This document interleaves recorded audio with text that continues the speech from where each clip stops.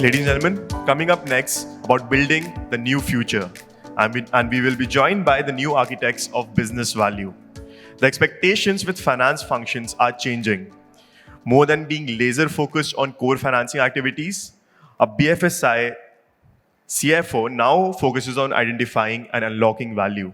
While the evolution of the CFO has been faster in big banks, the possibilities of changes in the middle market banks is no less. For the next session that focuses on evolving role of CFOs, we have amongst us Mr. Kunal Sanghavi, CFO HDFC Securities, Kapish Jain, Group CFO IIFL Finance, and this session will be moderated by Roshun Povaiah, editor, financialexpress.com. Please join me in welcoming our esteemed speakers up on the stage, ladies and gentlemen. Thanks, Vibhav. Actually, the delay was because we were expecting another CFO to join us. Kanishka, she was supposed to be here, but I don't see her in the hall, so there was a little bit of delay there. Sorry for that. Anyway, thanks, Kapil. Thanks, Kunal, for joining. So the role of a CFO, especially in the banking sector, in the NBFC sector, like you all represent, it has evolved. You all are now almost, I would say, akin to the CEO because you all control the finances. Kunal, if I have to start with you. So that's correct. Essentially, the role is changing a lot, and you are right. It sounds very good to be saying that yes, the role is coming very closer to a CEO, and essentially we are performing like a CEO's kind of a thing. But let me tell you, the role is changing a lot. At the same time, the expectations are changing, and the role of CEO is also dramatically changing. A lot is happening from being a generalist to specialist, and a lot is happening from specialist to being even more deeper in depth with the kind of things that you can lap up with technology. As COVID has already changed the way in which we all work and the things that are happening, wherein you leverage on technology to get your plans rolling. So definitely one would essentially expect that a CFO to do anything and everything, but I would essentially say that while a CFO is a lot a business evangelist as well, while at the same time he takes a backseat and essentially looks more from a strategic angle rather than going more into transactional business nowadays. So that's where there is a line that gets drawn between a CEO and a CFO. However, the old gone are those days when essentially one would only focus on controllership and those kind of functions. A lot of more value add essentially is coming from the CFO's desk in the form of a lot of strategic partnering with business to increase the market share, and also trying to look at how the business goes to the next level from time to time, because he's the one who has the complete grip on how the organization is going on various different matrices. Right. Kanish, I'm so sorry that there was this confusion. We were trying to locate you in the hall, looking at you outside, and in fact, we delayed the panel by a few minutes. Oh, I'm sorry about that. So never mind. So Kanish is from Suryoday Small Finance Bank, and in your opinion, what is the role of a CFO today? And I was just asking Kunal the same question. What akin to the CEO, or you would say that he actually is even bigger than the CEO or the right hand of the CEO? I think the principal role is one of connecting the dots, because as businesses are becoming bigger, people tend to work in a silo, right?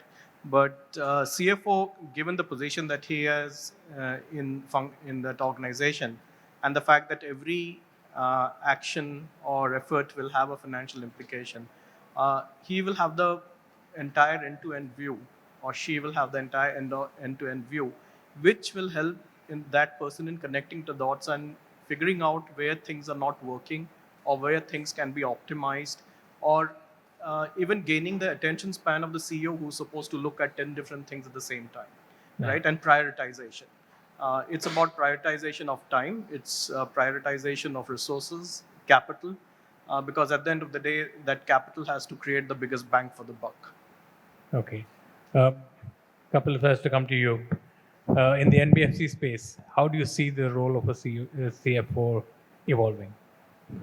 Okay, so a CFO holds multiple responsibility, and I will never take myself to the CEO. But there's a lot of complementary things that you work together. Fundamentally, like what my friend mentioned, capital is the key thing in a business. And if you have multiple businesses, you need to make sure that you do the right allocation of capital, you right price the asset, and your journey doesn't start with the yields that you get. Eventually, you need to release the ROA and the ROE for the businesses. Right. So CFO actually plays the role of making sure that all these elements are being captured well, right from the point that you start in building the plan for the company, from a capital allocation perspective, and driving the initiatives to make sure that wherever you need to do corrective measures, you correct them, you make people aware of where things are going wrong, and then work along with the businesses in a very strategic manner in partnership to make things happen. Along with that, in a changing environment where you see NBFCs are slowly and gradually being aligned with the regulations on which is applicable to a bank, the CFO also plays a fiduciary responsibility from a regulatory perspective. As a key management personnel, we play a very important role to be the conduit with the regulators to make sure that we are ticking the right boxes and we are not taking any kind of a risk which can put us any question mark with regard to our integrity and fairness, both in terms to our customers and to other stakeholders. So these are a few elements that is extremely important and to be cognizant for as you run your businesses, and that's where we play a role. Right. So the way I look at it is you'll strike a very fine balance between creating business value and managing risk at the same time, right? And one of the biggest risks we have today in any space, not just the banking space, is human capital. So with the CFO's role over here in building business value and managing human capital and the risk associated with the human capital and how much you're spending on your manpower, how do you go about striking that balance? So I think so that's a great question. And I believe that it's not about striking the balance. Not necessarily always it's a trade-off that either you get this or this and you come at some kind of a balance between risk with respect to people or other risk and necessarily also try and enhance the business. But at times I believe it is about having a finer and a clearer business model with the right policies in place which will make sure that you are able to scalably run that business. And to make sure that how do you do that particular aspect, you need to really do your market sizing and carve out your niche in which you want to operate. And when that business model and the related processes are very clear, it essentially helps to try and go with very high conviction with enabled policy to go and do it. Which means that if there are 10 risks to be taken, you go ahead and see how you are taking that risk and how you are mitigating it by various measures, and therefore it does not turn out to be risk. So I strongly believe it's about the right business model, clarity, rather than striking a balance between risk and the business. Okay. In the among your customers in the small finance banking space, again, there I would think risk is something that's very high on your agenda. How do you go about assessing those risks? And again, similar to what I asked Kunal, striking a balance, although he said it's not really striking a balance, it's more of a managing it. So, most of the small finance banks have actually become a case study after the COVID because most of them had a MFI portfolio.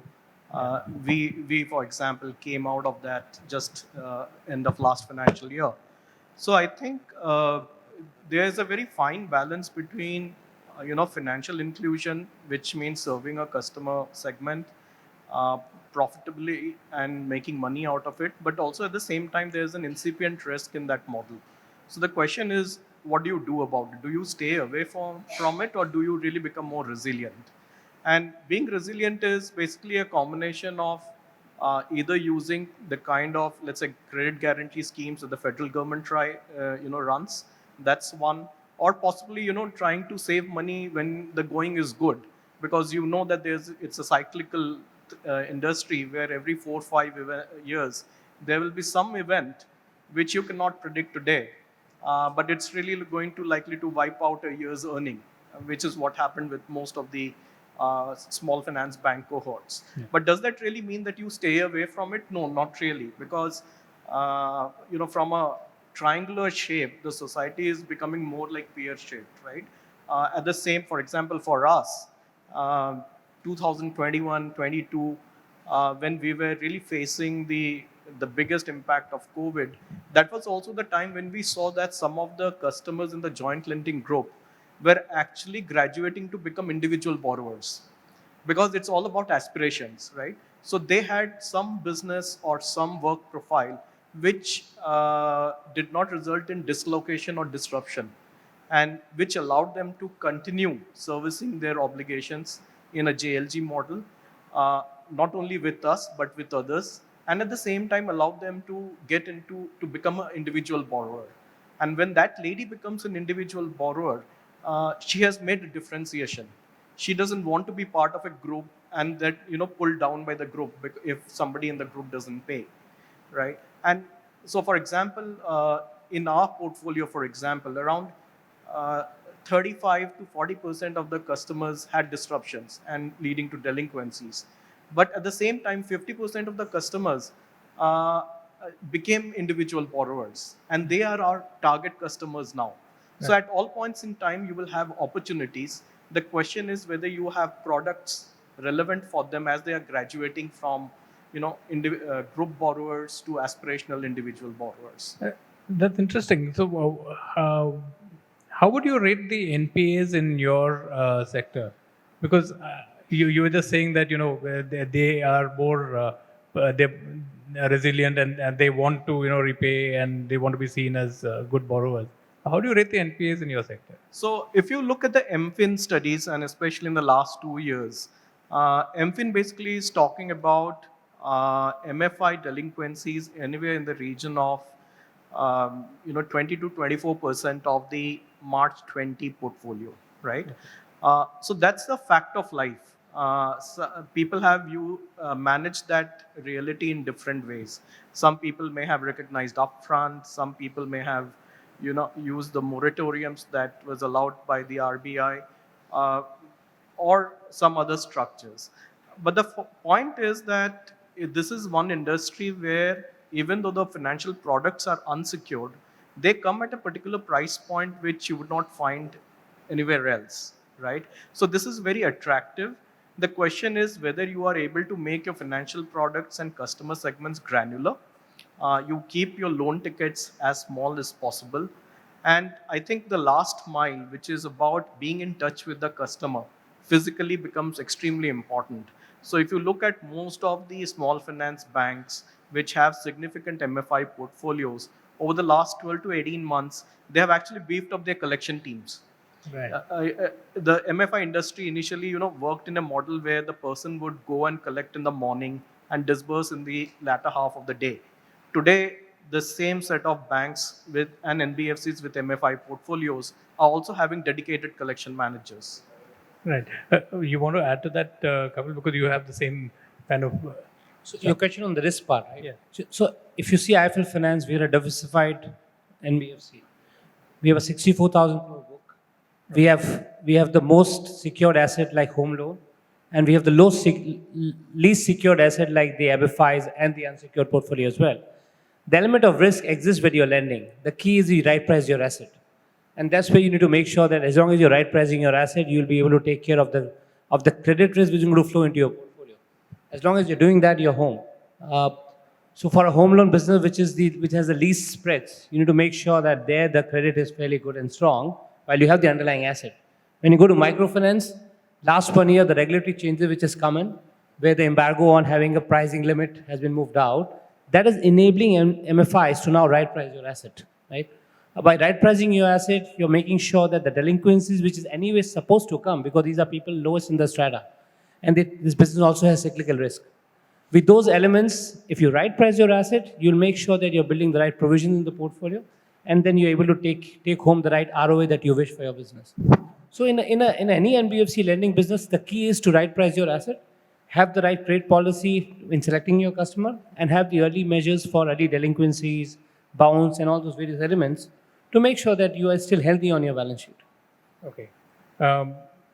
And I mean, now that NBFCs are again, the FLDG thing has come back. What's your take on that? What difference does that make to your model right now? See, honestly, it doesn't really make a difference. Because at the end of the day, you need to take your own credit decision. You need to see what is your appetite, what kind of risk you can take. If somebody else has to take the risk, he's going to take a price for it. If you take the risk, you get that price at home. So it's only about a model change. As long as I'm fine to onboard a customer, whether somebody gives me an FLDG or doesn't give me an FLDG, what is more important for me is to see whether that credit is fine to come in my balance sheet. Whether the price at which it's being offered to him, along with all the costs that I incur with regard to acquisition costs, the operating expenses, and the eventual credit cost, do I touch my desired ROA? As long as I'm touching my desired ROA, I'm fine. FLD is just a methodology where somebody else is presumably taking a first default guarantee for the customer, but he will not do it for free. He's going to take a price from me on that. Right. Right. So personally, from an IIFL perspective, it doesn't really matter whether somebody gives an FLDG or not. Okay. So, what role does technology play here? And I think since today we've been talking a lot about AI, how much of this can actually be done by AI in kind of creating a risk profile for you as a CFO to be able to look at your entire sheet from end to end? I think so. We are at HDFC Securities, if you ask us, we are at a very, very sweet spot and at a very inflection time to leverage on these kind of technologies that have arrived nowadays, be it AI, ML, or even for that matter, deep learning, wherein we are able to capture a lot of persona of the customer, create patterns out of those personas, have contextual products to the customer, and by and large on a real-time basis. So that the customer is receiving what he is supposed to receive, what is his need, and at the same time, it is coming handy to him in the form of nudges and in-app and those kind of technologies that is there. So there is a lot of integration of play that's happening with respect to different technology, the communication channel. And all this is getting leveraged based on the data that is collected around consumer behavior. You try and create those kind of events which essentially help and enable even the customer to make sure that they have something that actually they are looking out for. So just imagine a situation that you are looking out for mutual funds and you are suddenly nudged in your mobile phone, okay, this is the best mutual fund. And it seems like you have so much balance, so you should ideally invest here. And you tap it and it's done. Okay, so otherwise, maybe for weeks or months, you are just lying lazy. At times, you have to do your research, try and find out what to do, and your money is lying idle and you may not actually end up investing. So these kind of technologies do a lot of difference. Coming back on the risk topic that you essentially highlighted, risk, it essentially helps to become way more granular, mind the customers in terms of what they can be offered, their personas can be rightly mapped, and this makes possible to give what kind of products to which customers, and they are also able to give it. Right. In fact, Mr. Rajesh Bansal, just before this, we were listening to him, he mentioned the same thing, where an omni-channel experience for the customer, where he should be able to pick up the same thing where he left off on another channel, right? So, at HDFC Securities, are you there yet? Are you able to do that? Absolutely. We are already there, and I believe it's an ever-evolving space. But the kind of response that we have started getting from the customer, because we are also very close to an e-commerce business, the business of mobile, which we need to very closely look at and make sure that how the whole distribution and dissemination of information happens in a very handy manner. So while mobile is one channel, we also have desktop, laptops and other channels in place, and all are interconnected, making it very, very omni-channel for the customers at the end of the day, wherein they feel that they are at home, whether they look in their watch or in their mobile or in their laptops or anywhere. So very, very much there, and I believe that's the future. Right. Kanishka, I'll come to you. You spoke about building a persona, and I think this is where these kind of technologies can help by connecting the various behavioral patterns of your customer and building that profile for you. Are you doing that? And if so, can you give me a couple of examples of how you're doing that? Yeah, clearly we are doing that. I think access to information is not as much of a problem for various kind of participants offering credit products. I think the key is execution.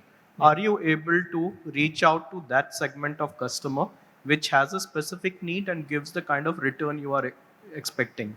And I will give you two examples of that. So, like I was saying that more than 50% of customers in our portfolio, even during COVID, were consistently paying us as well as other providers. They became our cohort of the best, right? And for them, we created what we call the Vikas loan, which is nothing but a small ticket unsecured business loan, right? And in 1 year, we were able to grow that book 6 times. It's a product that we are offering at 3% premium, but it's still being taken up simply because of the convenience.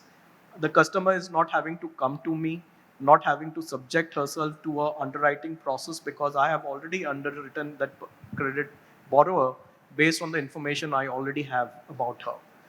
Regulations help sometimes. So when MFI regulations came, they started talking of the household, which basically means that I will be, taking data points of not just the female borrower, but also about her spouse or possibly a child who is working, unmarried kid who is working in the family. But at the end of the day, it's all about execution, right? So Vikas loan worked fine for us, but it took us almost 18 to 24 months to really get it right and then able to deliver, because it's really about the last mile. How do you make it reach to the corners of the market where these customers are?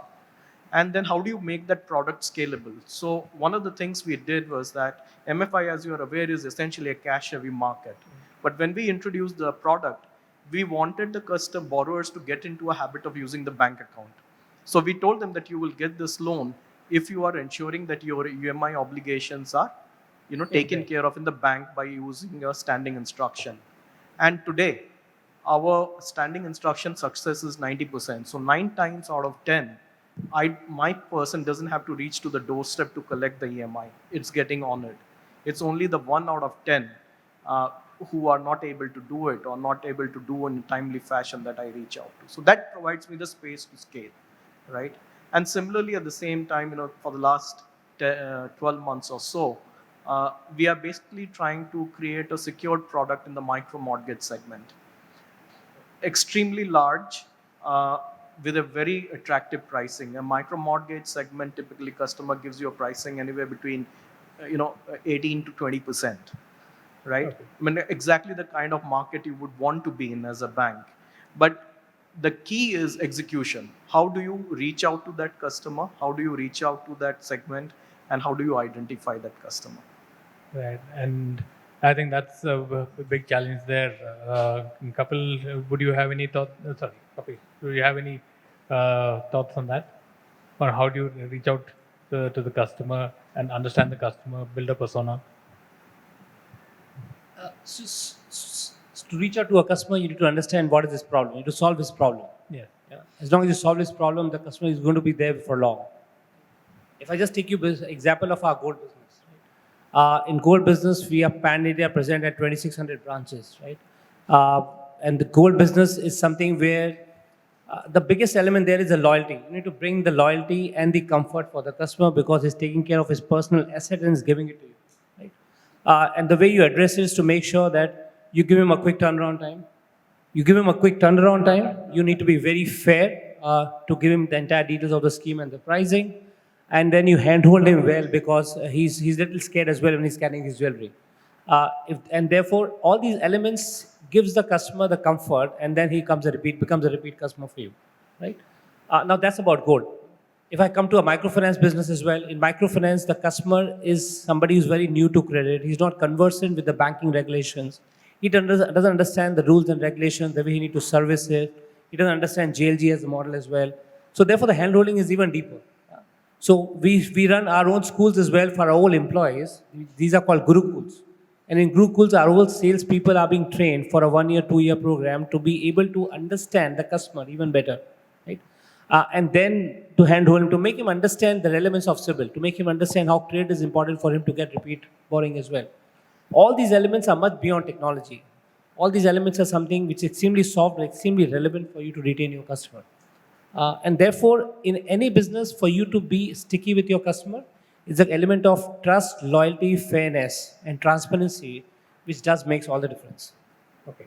And how much of the human element is still there in it? Because CIBIL score and all of these things involves you having to have a digital footprint, right? You have a credit card somewhere, you have a paid a phone bill somewhere, and you've taken a loan from somewhere, and then your score gets built. But especially at the microfinance level, you may not have these many data points. So how do you tackle that? So in a microfinance today, of course, as you onboard a customer, then you report into CIBIL and this credit gets tracked going forward. But on day one, when you meet the customer through the conversations, it's a very incentive business. Sorry, it's a very engrossed business where you get the group meetings with the customer and you go into one of the customer's residence and do a group meeting. And then you get into the engagement with the customer. Your own sales people are sitting in that local market. Right? If you see a microfinance branch, the branch opens at 7 a.m. in the morning. Right. The guy is sleeping in the branch. The sales people are sleeping in the branch. They wake up and then they go into the macro market and engage with the customer. Right? So all these elements gives him far more detailed understanding of that customer, his earnings, his profession, his business, his cash flows, because FOIR, which is the earning obligation under which he pays his EMIs as well, all these elements are more captured through a soft conversation than real documentary conversations. Okay. But all these elements happens only when you're very close to your customer. We operate out of 1,200 branches, and they're all in tier 3, tier 4 cities, very deeply penetrated. And only then it's possible. Right.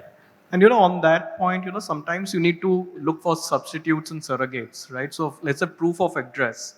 In MFI, especially when the borrower is becoming an individual borrower, right? You will not have a traditional proof of address. But then we started realizing that everybody would like to have the gas subsidy.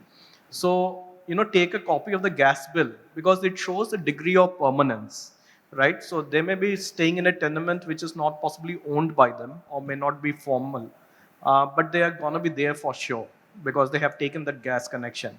So in a scoring model, a person having a gas connection possibly have a higher score for me to be able to give that money because I know that that lady is going to be there and unlikely to move around quite a lot. Right. In the audience, if we have any questions, I can just have you can just put your hands up and we'll get a mic to you. Yes, there's a gentleman there. Good afternoon. I am Hanif Sheikh from Pune. I am finance professional and practicing lawyer at the Bombay High Court. My question is about MFIs, microfinance industries. A few days back only I read total portfolio is 3.48 trillion INR. So what's the future for MFI sector and what are the risks involved in MFI? If I answer your question, if you just go into that strata of the population, not more than 1 out of 10 people are getting credit. So there's upstream demand for that segment. That sector currently, more particularly for the NBFCs, was really tight-jerked because you can't offer the right price. You are locked on your pricing.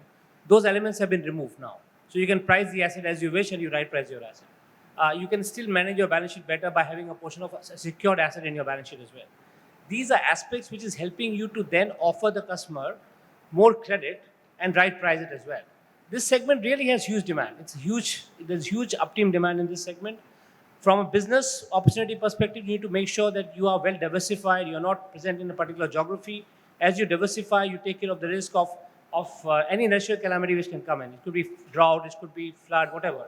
There could be political interventions also which can come in. As long as you're disbursing yourself well, widespread, you take care of that risk part as well. But from a demand perspective, there's huge demand in this segment. You only need to make sure that you're not over-leveraging a customer because these are unsecured assets. You don't get anything as a security from that customer. So if you're really over-leveraging, if you have too much of borrowing from multiple institutes, you have a risk of not being able to recover.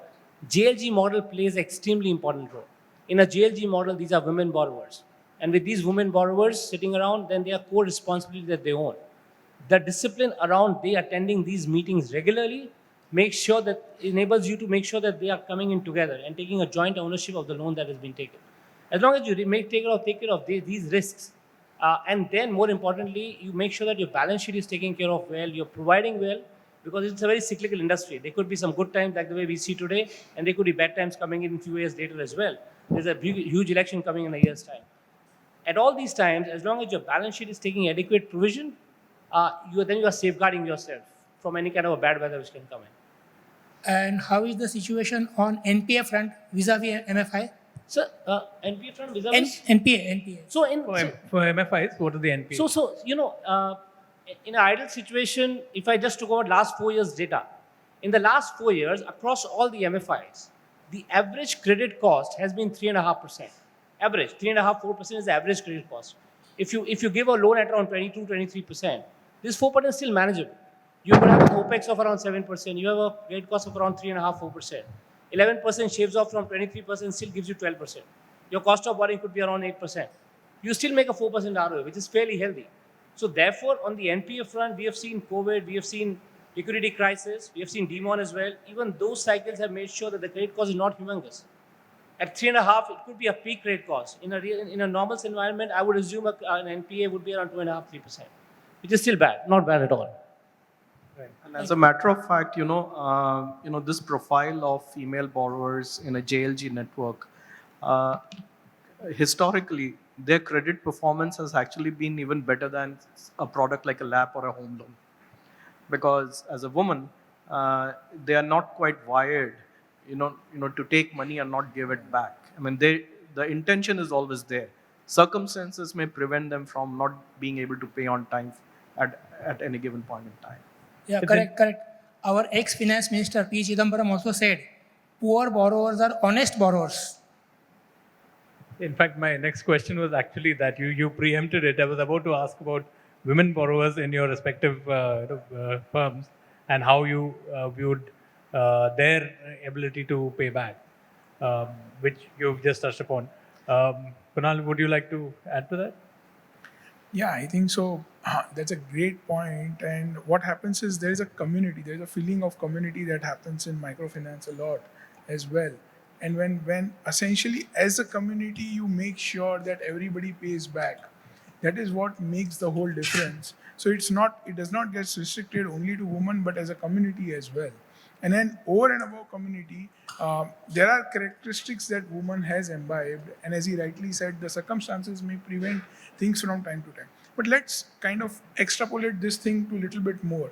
Even if you look in terms of how women are participating in capital markets, how women are participating in other spheres and strata of our society, I think so as India, as a country, we are recognized that as a thing very well, and we have made sure that in every sphere of life, the woman participation has been that great, and they have come forward very well and demonstrated that the participation comes and is way more sincere, honest, at the same time, very assertive in nature and constructive in nature. So that's always been welcoming in all spheres of things. And so it is in case of finance. So obviously you have one notch of ranking above the moment you are seeing that, yes, there's a woman on the other side and there's a borrower on the other side in the form of woman. So I kind of very much believe that we are progressing very well on that thing as a country as well. Another sector I wanted to touch upon, and in the meantime, if anybody else has a question, please raise your hand, was the agriculture sector. Now that's there are two sides to it. With the larger farmers, it's a little more organized, and you have structured credit, you have all the schemes from the government and your loans being given out. But on the labor side, it's still the good old money lender, right? How do you plan to solve for this, if there is a plan? So I think so. You need to look at our country little differently from this perspective. The problem was very grave as we see it, but what has happened in last 1 decade is the various schemes of government, which has first made sure that every person in the country has a bank account. I think so. That's a milestone steps to solve it at the first stage. Now, the next thing is we are trying to see how there is a larger financial inclusion. And there is a very clear roadmap, as we all are aware, right from the government to private sector and at all levels.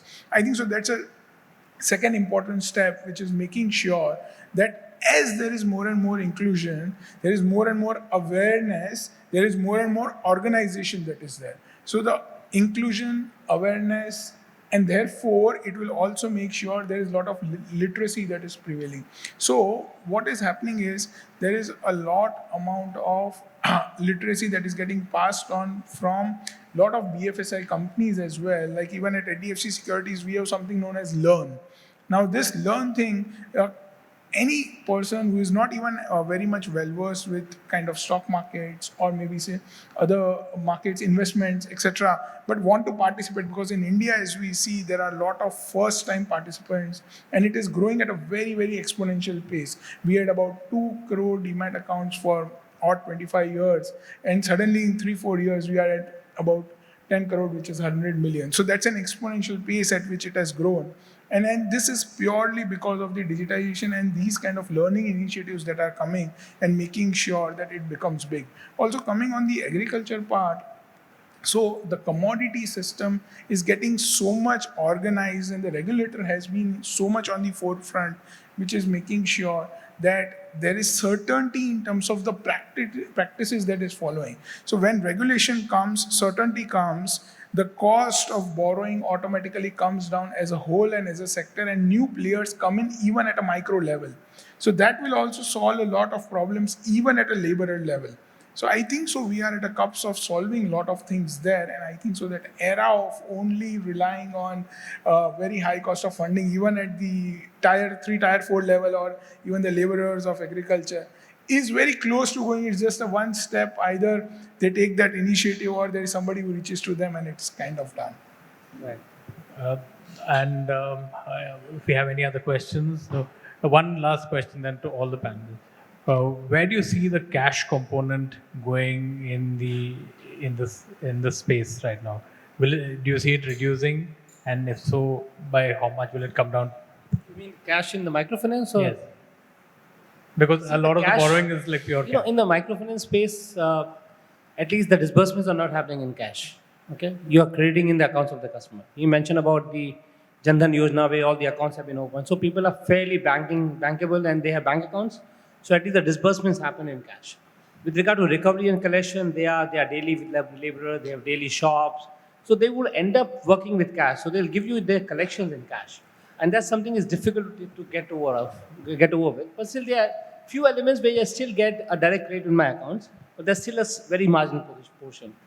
Now, if I just attach to the gold business, right? In the gold business, even here the disbursements happen in cash, unlike in microfinance, right? So in gold, we still have the cash disbursements. We don't have that in microfinance. But for the recovery part in gold, people are paying 100% through a EMI, through a credit in their bank accounts. Cash will not go away that easily, because as you go in the hinterland, tier 3, tier 4 cities, this economy largely works with cash. They are generating cash through their businesses. They're not too savvy. They don't even have time to go to these branches. Why these branches open at 7 a.m. in the morning? Because the customer is only available early morning. And once the day starts, he needs to go back to his work. So he's really not having time, nor the ability to go to the bank and deposit money. Right. In the small finance bank, Kanish? No, I think cash is here to stay. It's just going to take different shapes and forms before it actually, becomes just like a remittance from one bank account to another. But I think that's not as much of a problem, because people are trying to figure out ways. So, for example, when we started with the Vikas loan, which is an unsecured business loan, we got them into the habit of paying the EMI. But first, in the first few months, we realized it was basically the RO collecting the cash, depositing in the account, and doing the honoring the SIs, right? So it'll take some time before it gets used to. Possibly this generation will still be comfortable with cash, but with the number of people who have started using, let's say, UPI, the next generation may be quite comfortable not having to deal with cash. So a time frame? Look, cash handling in this business is the key challenge. Okay. Because handling cash, the customer in the meeting is going to hand over cash.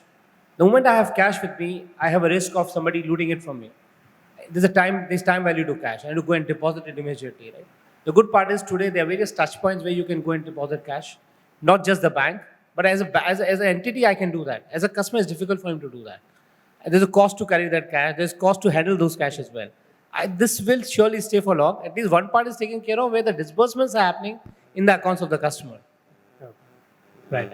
Okay. And I think with that, we're out of time. And I'd like to thank you all for joining me on this panel. And sorry about that initial confusion when we started off. No worries, it's fine. I think there was some very insightful discussion over there. Thank you so much. Pleasure. Thank you.